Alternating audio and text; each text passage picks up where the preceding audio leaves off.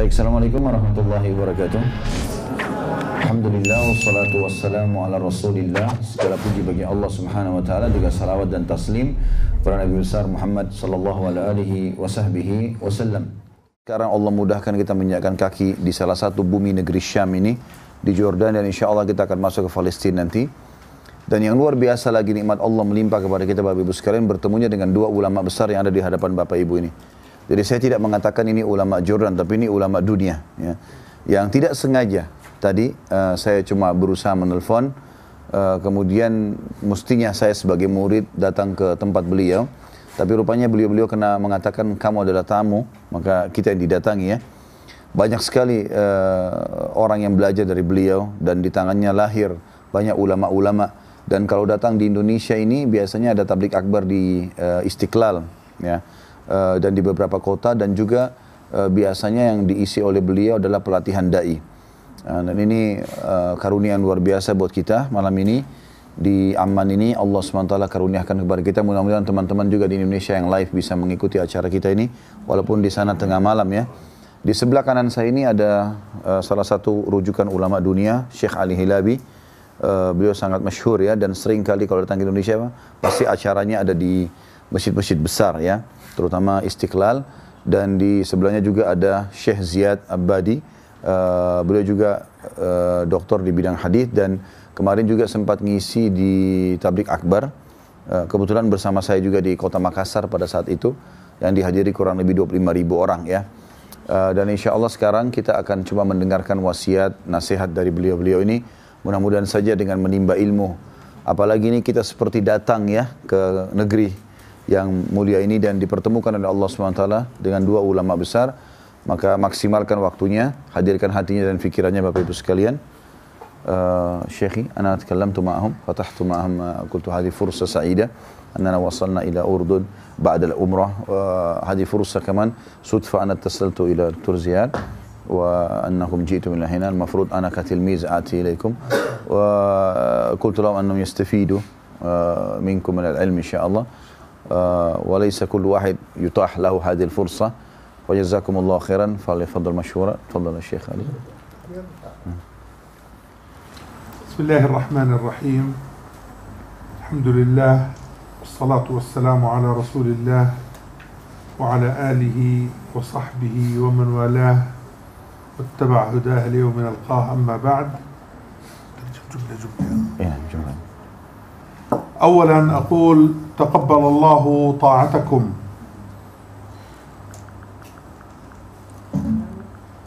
وأسأل الله سبحانه وتعالى أن تكون هذه الرحلة مفتاح خير لما بعدها في حياتكم في أنفسكم وأهليكم. Setelah mengucapkan memuji Allah dan salat kepada Nabi SAW, beliau mengatakan, sungguh ini adalah kemuliaan buat anda semua, ya, dan ini keberkahan karena sudah melakukan perjalanan yang mulia ini. فمن علامة قبول العمل الصالح أن يهيئ الله تعالى لصاحبه بعده عملا صالحا آخر. Dan beliau mengatakan mudah-mudahan insya Allah apa yang dikerjakan oleh Bapak Ibu diterima oleh Allah Subhanahu Wa Taala. Dan tentu saja banyak hal yang kita bisa ambil dari kesempatan-kesempatan untuk beribadah kepada Allah. Di antara poin yang penting adalah rutinnya seorang muslim mengerjakan satu ibadah, itu Allah akan bukakan pintu ibadah yang lain. والرسول عليه الصلاة والسلام يقول للسيدة عائشة في الحج يا عائشة أجرك على قدر نصبك يعني تعبك. Dan Rasulullah SAW sudah berkata kepada Ummul Mukminin Aisyah radhiyallahu anha di musim haji, sesungguhnya balasan daripada perbuatanmu, pahalamu adalah sesuai dengan kadar upayahmu. وأنتم وفقكم الله تعالى لهذه الرحلة المباركة من بلاد بعيدة تاركين الوطن والأهل والولد والأسر منفقين المال والجهد والتعب راجين الله سبحانه وتعالى أن يتقبل منكم عملكم وهو المرجو سبحانه في علاه. Beliau mengatakan, dan tentu Bapak Ibu sudah keluar meninggalkan negeri sendiri Indonesia dengan jarak yang jauh, biaya yang besar ya. Dan ini tentu dengan harapan Allah Subhanahu wa taala menerima itu semuanya dengan pahala yang sempurna, dan beliau pun mendoakan mudah-mudahan itu tercapai. ومن توفيقه سبحانه وتعالى لكم إن شاء الله أن يعينكم على تكميل هذه الرحلة بالصلاة في المسجد الأقصى، وهو المسجد الثالث المعظم في الإسلام الذي قال فيه النبي صلى الله عليه وسلم ثلاث لا تشد الرحال إلا إليهن، ثم ذكر المسجد الحرام والمسجد النبوي والمسجد الأقصى. Beliau mengatakan bahwasanya perjalanan ini perjalanan yang mudah-mudahan diberikan taufiknya oleh Allah Subhanahu wa taala, dimudahkan, dan mudah-mudahan perjalanan ini terus berlanjut sampai ke Masjidil Aqsa yang sudah diniatkan, sebagaimana juga sudah kita ketahui bahwasanya Masjidil Aqsa adalah masjid ketiga yang termuliakan setelah Masjidil Haram Mekah dan juga Masjid Nabawi di Madinah. فهذه الرحلة المباركة لكم إن شاء الله، والتي مقصدها الأساس هو الدين والتعبد لله سبحانه وتعالى والقيام بالعمرة الشريفة، إنما هي أجر مضاعف عند الله عز وجل. Beliau mengatakan perjalanan seperti ini tentu yang dimulai dengan umroh yang merupakan ibadah suci, ya, itu akan diberikan oleh Allah SWT pahala yang berlipat. لأنها تضمنت عددا من الأعمال الصالحة التي تتقربون فيها إلى رب العالمين. Karena perjalanan seperti ini dan umroh itu masuk dalamnya rangkaian banyak sekali ibadah untuk mendekatkan diri kepada Allah Subhanahu wa taala. والنبي عليه الصلاة والسلام كما في الحديث القدسي الذي يرويه عن ربه يقول قال الله تعالى أنا عند ظن عبدي بي فليظن بي خيرا ونرجو الله تعالى أن يكون ظنكم بالله تعالى خيرا أن يتقبلكم وأن يكتب أجركم وأن يغفر ذنوبكم. Beliau mengatakan ada sebuah hadis qudsi yang mulia di mana Allah Subhanahu wa taala menyebutkan, dan ini dalam riwayat yang sahih, aku sesuai kata Allah dengan prasangkaan hambaku, maka semestinya mereka semua harus berprasangka baik kepadaku. Maka semestinya Bapak Ibu bisa berprasangka baik kepada Allah bahwasanya apapun yang sudah dikorbankan dari energi, dari biaya, dari waktu, semuanya itu dibalas oleh Allah SWT dengan pahala yang sempurna. حتى هذا البلد الذي أنتم فيه وهو الأردن هو جزء من البلاد المباركة بنص القرآن الكريم. سبحان الذي أسرى بعبده ليلا من المسجد الحرام إلى المسجد الأقصى الذي باركنا حوله، وهذه البلاد هي أقرب البلاد إلى المسجد الأقصى، ونرجو أن تكون ذات بركة وخير لمن احتسب ذلك عند ربه سبحانه. Negeri yang kita juga sedang ada di sini, yang Bapak Ibu ada di sini, yang dikenal sekarang dengan Jordania ini, adalah juga salah satu bagian daripada yang disebutkan dalam Al-Quran. Jadi dengan melewat dan mengunjungi juga tempat ini, masuk dalam firman Allah Subhanahu wa taala dalam surah Al-Isra, surah nomor 17 ayat 1, yang a'udzubillahi minasyaitonir bunyinya, subhanalladzi asra bi 'abdihi lailan minal masjidil haram ilal masjidil aqsa allati barakna haulah. Ayat yang artinya Maha suci Allah yang telah memperjalankan hambanya Muhammad SAW di malam hari dari Masjidil Haram Mekah ke Masjidil Aqsa yang telah kami berkahi di sekitarnya. Dan makna daripada di sekitarnya adalah wilayah yang ada di sekitar Palestina atau Masjid Aqsa itu sendiri. Dan yang paling dekat dengan Masjid Aqsa adalah Jordania ini. Berarti masuk dalam firman Allah juga tempat yang diberkahi oleh Allah Subhanahu wa taala. ورحلتكم هذه هي رحلة عبادة وليست رحلة سياحة، وإن كانت تضمنت شيئا من السياحة فهي للعبرة وللعظة وللتدبر والتفكر في خلق الله، لكنها في أصلها وأساسها رحلة عبادة وقربة وتدين نرجو أن تنالوا أجره وثوابه عند الله. Dan tadi ada terjemahan sebelumnya yang belum saya sempat terjemahkan. Beliau mengatakan semoga Allah menerima sekali lagi amal-amal kita semua dan mengampuni semua dosa-dosa kita. Lalu beliau mengatakan perjalanan seperti ini adalah perjalanan ibadah, pendekatan diri kepada Allah Subhanahu wa taala. Dan ini bukan cuma sekedar rekreasi, walaupun dalam perjalanan ini akan ada rekreasi-rekreasi yang merupakan pelengkap daripada perjalanan itu. Maka asasnya adalah ini perjalanan ibadah. Tentu diharapkan ini semuanya dibalas dan diberi pahala yang besar oleh Allah Subhanahu wa taala. وإن كان لي وصية أخيرة على وجه الاختصار أقولها في هذه اللحظة المباركة إن شاء الله، وهي أن يكون اتجاهكم بعد العمرة وعند رجوعكم إلى بلادكم نحو العلم والتعلم لأن فيه صلاح العمل والعبادة. Beliau mengatakan wasiat saya sebenarnya, dan saya akan ringkaskan saja karena ini tentu waktunya memang untuk itu ya, bukan untuk penyampaian sebuah materi yang panjang. Maka beliau mengatakan mestinya seseorang di antara kita harus memperhatikan kalau ini adalah perjalanan ibadah yang kalau kita pulang nanti ke Indonesia, pulang ke negara masing-masing atau negara kita, mestinya kita sibukkan diri setelah itu dengan makin memperdalam ilmu agama, menghadiri majelis-majelis ilmu sehingga memang keimanan dan pengetahuan agama tetap bertahan atau bertambah. والرسول صلى الله عليه وسلم يقول طلب العلم فريضة على كل مسلم. Dan Rasulullah SAW sudah bersabda, menuntut ilmu agama adalah kewajiban bagi setiap muslim. والرسول صلى الله عليه وسلم يقول من يريد الله به خيرا يفقهه في الدين. Juga Rasulullah SAW telah bersabda, siapa yang menginginkan, kalau Allah menginginkan kebaikan pada seorang hamba, Allah akan memberikannya pemahaman dalam agama. وكثير من الناس يظن أن طلب العلم يتعارض مع الرزق ويتعارض مع تربية الولد والأسرة والعمل، وهذا ظن خطأ.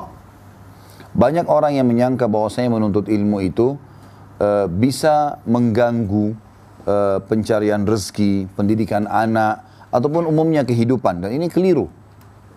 بل أنا أقول هو إن شاء الله باب للرزق وباب للخير في الدين والدنيا. Dan saya pastikan bahwasanya justru menuntut ilmu itu adalah penyebab terbukanya pintu-pintu rezeki dan seluruh kebaikan yang dibutuhkan di dunia. ومن يتق الله يجعل له مخرجا ويرزقه من حيث لا يحتسب. Sebagaimana Allah telah menyebutkan dalam Al-Quran, dalam surah At-Talaq ya, siapa yang bertakwa kepada Allah, maka Allah akan berikan kepadanya jalan keluar dari setiap masalahnya dan juga memberikan kepadanya rezeki dari tempat yang tidak disangka-sangka. وقوله تعالى ويرزقه من حيث لا يحتسب ليس فقط رزق المال والدنيا بل هو الرزق بكل ما تحمله هذه الكلمة من معنى، رزق الخير، رزق العلم، رزق العمل الصالح، رزق الزوجة الصالحة، رزق الولد الصالح، رزق البر، رزق الخير. فهذا أمل من العبد بربه والله كما قلنا عند ظن عبده به. Dan yang dimaksud dengan firman Allah SWT tadi bahwasanya Allah akan berikan rezeki dari tempat tidak disangka-sangka, ini maknanya luas sekali. Masuk dalamnya adalah rezeki, kebaikan, ketaatan, anak-anak, kebaktian kepada orang tua dan seterusnya. Semuanya itu masuk dalam makna rezeki tadi. لذلك وصيتي في هذا الباب وهو طلب العلم الذي أسأل الله أن يوفقكم إليه أن تحافظوا ولو على القليل منه، فالنبي صلى الله عليه وسلم يقول أحب الأعمال إلى الله أدومها وإن قل، إذا حافظتم على القليل يعطيكم الله الكثير، أما إذا فرطتم في القليل فلن تنالوا شيئا. Jadi yang perlu diketahui bahwasanya bahasan yang saya sampaikan ini berhubungan dengan masalah pentingnya menuntut ilmu adalah harus dikejar dan jadikan sebagai target bagi seorang muslim atau setiap muslim, walaupun itu cuman sebagian kecil dari waktu kita yang tersita untuk itu. Karena Nabi SAW mengatakan dalam sebuah hadis, perbuatan yang paling Allah cintai adalah sesuatu yang rutin dikerjakan walaupun dia sedikit. Maka setiap orang muslim harusnya memperhatikan hadis ini supaya dia bisa mendapatkan apa yang telah dijanjikan. لا أريد أن أطيل إخواني وأخواتي، إن هي إلا ذكرى، والذكرى تنفع المؤمنين. وأختم بأن أدعو الله سبحانه وتعالى أن يوفقكم في الدين والدنيا، وأن يتقبل منا ومنكم العمل الصالح، وأن ييسر لكم الخير والهدى في أنفسكم وأهليكم وبلادكم ودينكم ودنياكم. والسلام عليكم ورحمة الله وبركاته. Beliau mengatakan saya tidak akan memperpanjang nasihat-nasihat seperti ini. Saya menutupnya dengan mendoakan agar seluruh amal-amal diterima oleh Allah Subhanahu wa taala dan diberikan taufik ya oleh Allah bagi setiap Bapak Ibu untuk mendapatkan yang terbaik yang telah Allah Subhanahu wa taala janjikan dan diampuni semua dosanya. dan seterusnya apa yang telah beliau sampaikan tentunya dari doa-doa yang mulia tadi, dan beliau menutup dengan salam tadi. Sekarang kita dengarkan dari Dr. Ziyad. Fadhal Syekh. Alhamdulillahirabbil alamin, wassalatu wassalamu ala rasulina al-amin wa ala alihi wa sahbihi ajma'in wa man da'a bi da'watihi wastanna bi sunnatihi wa ihtafa athara ila yaumiddin wa ba'd. Kam nas'ad an nalqakum fi baladina المرابط في هذا البلد العظيم والذي هو أقرب ما يكون إلى بيت المقدس، والذي نسأل الله العظيم أن يوفقكم في هذه الرحلة العظيمة حيث نلتم بها وتنالون زيارة أعظم 3 مساجد في الإسلام، الكعبة ومسجد الرسول صلى الله عليه وسلم وبيت المقدس. Setelah tahmid dan salawat, beliau mengatakan, sungguh kami sangat gembira karena kedatangan Bapak Ibu di negeri ini. Terlebih lagi negeri ini adalah termasuk negeri yang paling dekat dengan Baitul Maqdis, dan juga Baitul Maqdis sudah sangat masyhur bahwasanya dia adalah masjid yang ketiga setelah Masjid Haram, Masjid Nabawi, dan kemudian Masjid Aqsa itu. وهذا فضل عظيم يحتاج من الإنسان أن يكثر الشكر لله. فكم من إنسان يعيش 60 و70 لم ينل شيئا من ذلك، فإذ وفقتم إلى هذا فأكثروا من شكر ربكم أن من عليكم. والله عز وجل يقول يمنون عليك أن أسلموا قل لا تمنوا علي إسلامكم بل الله يمن عليكم. الله هو الذي يمن عليكم أن وفقكم، أن هداكم، أن يسر لكم مثل هذه الطاعات الطيبة التي يتجمعون فيها بين الخيرات والمسرات. وكم من إنسان يحرم من الخير وهو ربما يعيش في تلك البقاع في مكة أو في المدينة أو حتى في بيت المقدس، لا يدخل إلى تلك البقاع ولا يتعبد. فإذ أنعم الله عليكم فاشكروه على نعمه. Beliau mengatakan adalah yang paling mendasar harus difahami bagaimana setiap orang dari kita bersyukur kepada Allah Subhanahu wa taala. Berapa banyak orang yang sampai berumur 60-70 tahun mereka berharap untuk bisa sholat di Baitul Maqdis. Maka saudaraku sekalian, bisa diberikan kesempatan oleh Allah untuk mendatangi tempat itu, apalagi sholat itu sebuah nikmat yang besar. Maka setiap kalian mestinya bersyukur kepada Allah Subhanahu wa taala atas nikmat tersebut yang mungkin tidak semua orang diberikan. يذكرنا تلك الزيارة التي تقومون بها إلى بيت المقدس بحديثين عظيمين، والأحاديث في فضل تلك البقعة كثيرة، لكن سأذكر لكم فقط في حديثين من أحاديث النبي صلى الله عليه وسلم. أخرج الحاكم في مستدركه بسند صحيح، يقول أبو ذر رضي الله عنه تذاكرنا ونحن عند رسول الله صلى الله عليه وسلم أيهما أفضل أمسجد رسول الله صلى الله عليه وسلم أم بيت المقدس؟ فقال عليه الصلاة والسلام صلاة في مسجدي أفضل من 4 صلوات فيه. Beliau mengatakan menziarahi Baitul Maqdis ini banyak sekali keutamaannya. Tapi dia bilang saya akan coba sebutkan 2 buah hadis saja yang mungkin bisa jadi tambahan motivasi dan pelajaran. Yang pertama adalah hadis yang diriwayatkan oleh Imam Hakim dalam kitab Mustadraknya. Ya, bahwasanya ana hafidh bahwa dari Abi Dzar radhiyallahu anhu, beliau mengatakan kami pernah duduk di Masjid Nabi SAW sambil mempelajari ilmu. Kemudian kami membicarakan kira-kira mana yang lebih afdal, solat di Masjid Nabi SAW atau solat di Masjid Baitul Maqdis. Sampai akhirnya Nabi SAW keluar dan menemui kami dan berkata, ketahuilah bahwasanya solat di masjidku ini 4 kali lipat keutamanya dibandingkan dengan Baitul Maqdis. قال عليه الصلاة والسلام ولنعم المصلى هو وليوشكن أن يكون لأحدكم مثل شطن فرسه أي الحبل الذي يربط به دابته أو يخرج به الدلو من البئر حيث يرى منه بيت المقدس خير له من الدنيا جميعا أو خير له من الدنيا وما فيها. تخيلوا مثل هذا الفضل العظيم.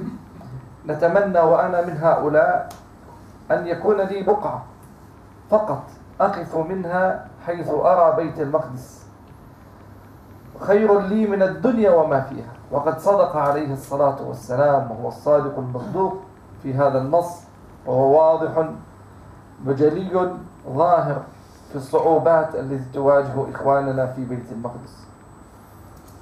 Beliau mengatakan bahwasanya lanjutan hadisnya, kata Nabi SAW, dan ketahuilah Baitul Maqdis adalah sebaik-baik tempat untuk sholat, sebaik-baik tempat untuk sholat. Dan ketahuilah seseorang di antara kalian kalau memiliki tanah ukuran seperti tali kekangan kuda atau seperti tali yang digunakan untuk menarik air dari sumur, itu yang penting dia bisa melihat Baitul Maqdis jauh lebih baik daripada dunia dan seluruh isinya. Dan tentu beliau mengatakan, saya termasuk salah satu daripada orang yang berharap itu. Kalau saya memiliki tanah walaupun kecil di Baitul Maqdis, yang penting bisa melihat Baitul Maqdis, itu adalah sebuah karunia. Karena melihatnya saja, melihat Baitul Maqdis sudah cukup, itu lebih baik daripada dunia dan seluruh isinya.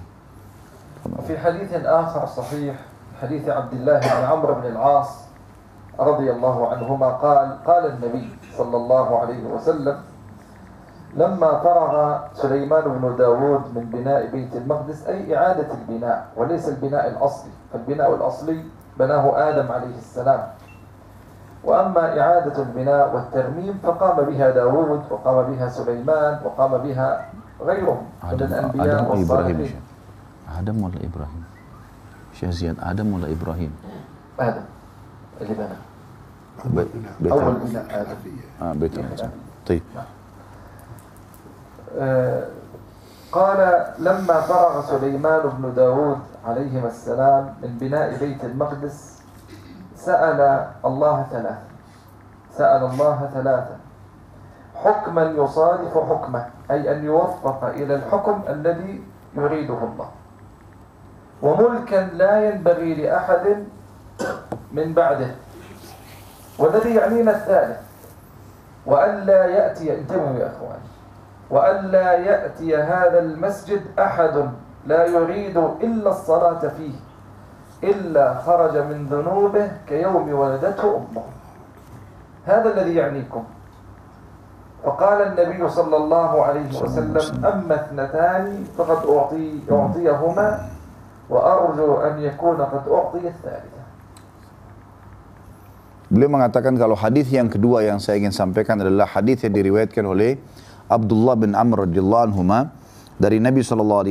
Beliau berkata, sewaktu Sulaiman alaihissalam selesai membangun atau merenovasi Baitul Maqdis, maka beliau meminta 3 hal.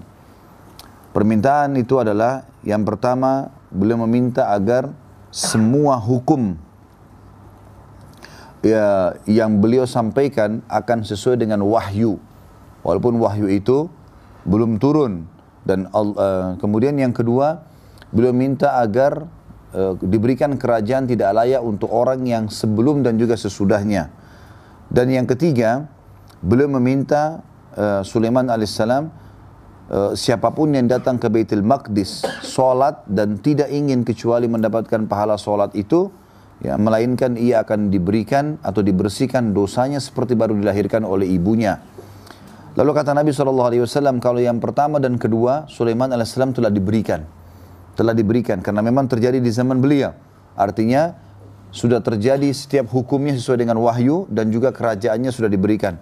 Dan aku pun, kata Nabi SAW, berharap yang ketiga pun beliau sudah dikasih. Artinya betul-betul orang yang sholat di Baitul Maqdis, walaupun dia hanya sholat sunnah sebagaimana pernah kita sampaikan pada saat manasik ini, maka dia diampuni dosanya, ya, seperti baru dilahirkan oleh ibunya.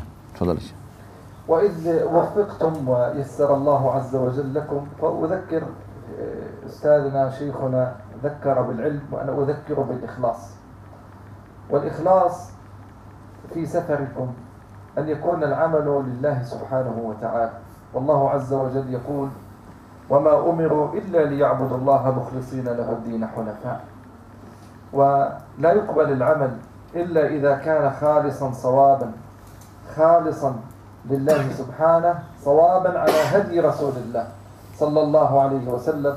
فنسأل الله أن يتقبل منكم وأن يجعل هذا العمل الذي تقومون به على هدي النبي عليه الصلاة والسلام وعلى الإخلاص الذي ينبغي أن يكون في العمل كي يقبل عند الله سبحانه. Beliau mengatakan bahwasanya tentu yang perlu kita garis bawahi, ini semuanya yang kita berhasil lakukan, kalaupun Allah SWT mudahkan semua insyaAllah, adalah taufik dari Allah SWT untuk kita semua. Ya.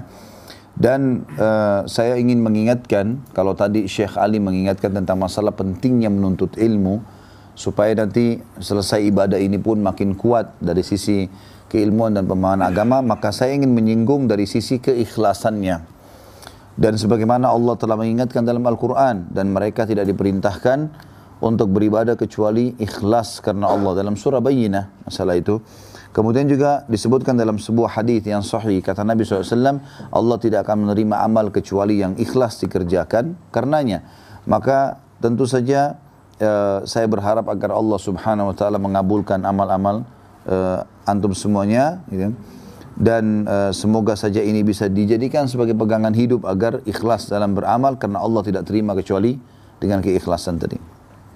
ومثل هذه الرحلات التي تكون فيها العبادة والطاعة هي الأصل والأساس لا بد أن تؤثر في سلوكي ولا بد أن تؤثر في شخصيتي ولا بد أن تغير من حياتي. وأنا حينما أرجع من العمرة وقد ذهبت إلى هذه الأماكن الطيبة العظيمة لا بد بعد رجوعي أن أشعر بشيء من التغيير والتبديل في سلوكي وفي نظرتي إلى الأشياء، في حسن عبادتي وطاعتي، في التزامي بصلاتي، بالتزامي بحجابي، بأن ألتزم بالصيام أو غير ذلك من الطاعات. هذه كلها لابد أن تكون ثمرة من مثل هذه الزيارات. أما إذا عدت وما استفدت شيئا فهذه أظنها كانت فقط رحلة تمتع وسياحة دون اعتبار واتعاظ، ونسأل الله ألا تكون من هؤلاء. Beliau mengatakan perjalanan seperti ini yang merupakan ibadah semestinya punya pengaruh pada kejiwaan, dan dia harusnya bisa mengubah banyak hal dari jiwa setiap orang di antara kita, di antaranya akhlak, karakter-karakter, perangai, bawaan, dan juga secara umum seluk-beluk kehidupan setiap orang di antara kita. Semestinya setelah pulang dari umrah dan tempat-tempat yang mulia seperti ini harus menjadi lebih baik, istiqomah, misal dalam menjaga sholat lebih bagus, hijabnya, puasanya, dan lain-lain. Dan ini harusnya menjadi efek positif dari perbuatan tadi. Karena kalau tidak, maka disayangkan sekali. Karena perjalanan seperti ini nanti hanya akan menjadi seperti sebuah rekreasi saja dan tidak punya pengaruh secara keimanan. ومن فضل الله علي في حياتي وقد يسر الله لي عمرات كثيرة قد تصل إلى 100 عمرة و4 حجات، هذا فضل من الله عز وجل. فحقيقة كانت العمرة من المربية لي والسلوك، وكان لها تأثير كبير في أخلاقي وفي سلوكي وفي تغيير كثير من الأشياء في حياتي. هذا من تجربتي الشخصية، وأرجو من إخواني أن يكون لهم مثل هذا الحظ والنصيب من مثل هذه الأشياء. وثم بعد ذلك في آخر الأمر حتى لا أطيل وأنتم قد جئتم من سفر، جزاكم الله خيرا على صبركم علينا، فنرحب مرة أخرى بكم في بلدكم الثاني، ونحن شعب مضياف نتمنى منكم أمام أخينا أن نستضيفكم. وفوجئنا أن الأمر ضيق والوقت كذلك، لكن نحن نتمنى منكم أن تستضافون عندنا، وأن يكون هذا واجب علينا أن يكون. وشيخنا يعني حريص حقيقة على هذا، وتكلمنا جزاه الله خير جميعا أن تكونوا معنا في دعوة عسى الله أن ييسرها. وأهلا وسهلا ومرحبا بكم، وحياكم الله في هذا البلد الطيب، وفقكم في زيارتكم. وأعادكم إلى بلادكم غانمين سالمين. وأحذر إخواني من قضية البرد في هذه الأيام، فالجو يتغير ويتبدل، وأرجو من إخواني أن يأخذوا في الأمر. الجو بارد الآن وشديد، نعم، فيعني تنتبهون إلى هذه المسألة. ربما نخشى عليكم أن البرد شديد، نسأل الله أن يوفق، سواء هنا أو في بيت المقدس الأمر صعب في البرد، فانتبهوا إلى قضية الثياب. بارك الله فيكم، نسأل الله عز وجل أن يوفقنا وإياكم.